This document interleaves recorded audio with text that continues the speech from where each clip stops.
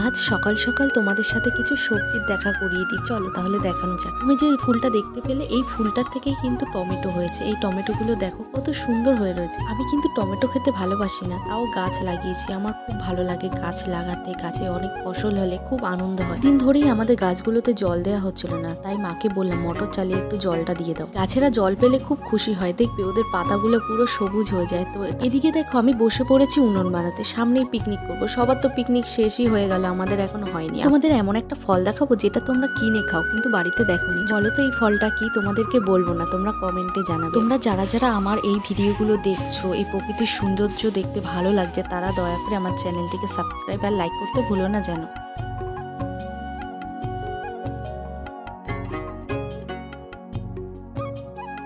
আচ্ছা, যদি এই সবেদা গাছতলায় বসে যদি আড্ডা দেওয়া যায় বন্ধু বান্ধবের সাথে, তাহলে কেমন হবে? হ্যাঁ ঠিক, আমরাও ঠিক এই সবেদা গাছতলায় বসেই আড্ডা দিই বান্ধবীদের সাথে।